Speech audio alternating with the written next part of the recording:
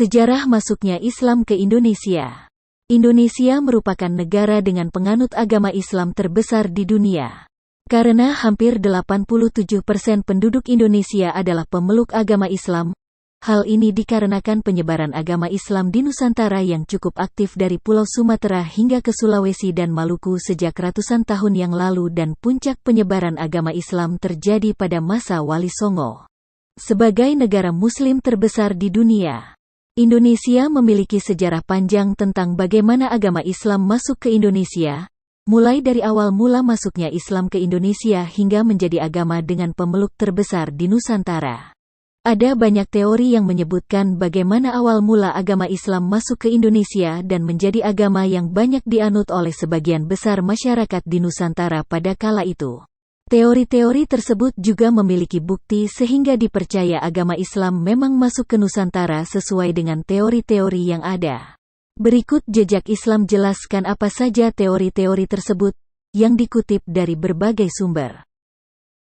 Tapi sebelum itu jejak Islam ingatkan lagi para sobat untuk tekan tombol subscribe di bawah dan bunyikan lonceng notifikasinya. Biar jejak Islam terus bersemangat dalam memberi konten-konten yang menarik dan mendidik. Buat sobat yang sudah subscribe jejak Islam ucapkan terima kasih.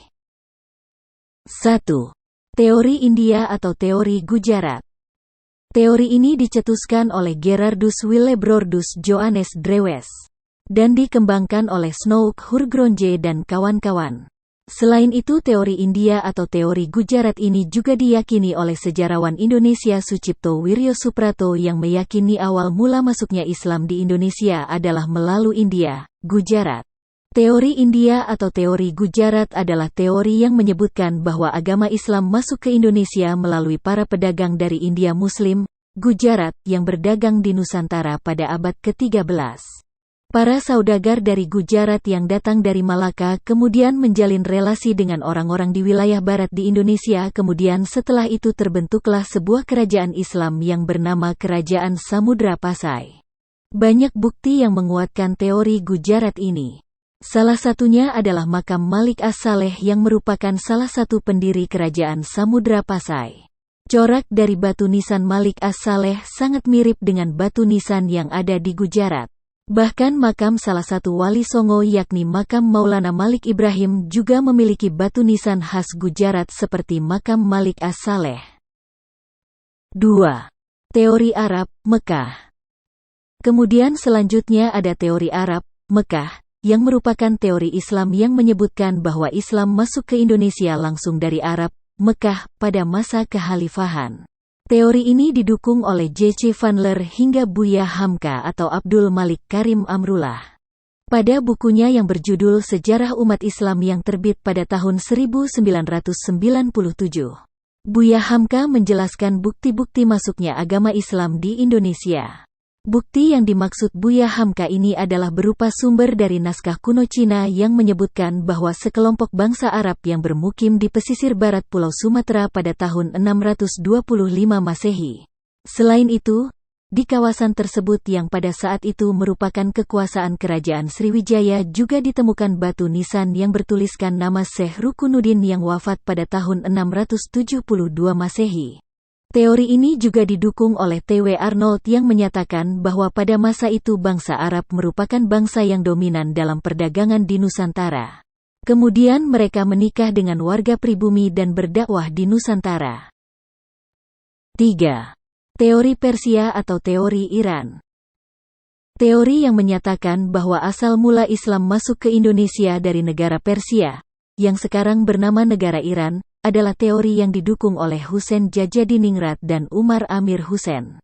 Jajadiningrat berpendapat jika teori Persia ini selaras dengan asal mula masuknya Islam ke Indonesia. Hal ini dikarenakan menurut Jajadiningrat kebudayaan Islam di Nusantara memiliki banyak kesamaan dengan kebudayaan Islam di Persia. Salah satu contoh kebudayaan Islam di Nusantara yang mirip dengan kebudayaan Islam di Persia adalah kaligrafi-kaligrafi yang ada di makam batu nisan di Nusantara. Ada pula beberapa ritual keagamaan seperti tabot di daerah Bengkulu dan tabuik di daerah Sumatera Barat yang hampir sama persis dengan ritual keagamaan di Persia yang diadakan setiap tanggal 10 bulan Muharram. Akan tetapi seperti yang kita ketahui, aliran Islam di Persia merupakan aliran Islam Syiah sedangkan aliran Islam yang berkembang di Indonesia adalah aliran Sunni. Sehingga teori Persia ini dianggap kurang relevan dengan fakta yang ada. 4. Teori Cina. Teori Cina merupakan teori yang menyebutkan bahwa ajaran agama Islam masuk ke Indonesia berasal dari Cina. Agama Islam sendiri berkembang di Cina pada masa dinasti Tang 618 sampai 905 Masehi. Islam masuk ke Cina sendiri dibawa oleh Panglima Muslim yang bernama Sa'ad bin Waqqas yang berasal dari Madinah pada masa kekhalifahan Utsman bin Affan. Bahkan salah satu kota di Cina pada masa itu yakni kota Kanton pernah menjadi pusat dakwah Muslim di Cina. Dalam buku Islam in China yang ditulis oleh Jean A. Berli, 2004, menyebutkan bahwa relasi antara orang-orang Islam dari Arab dengan orang-orang di Cina terjadi pada tahun 713 Masehi.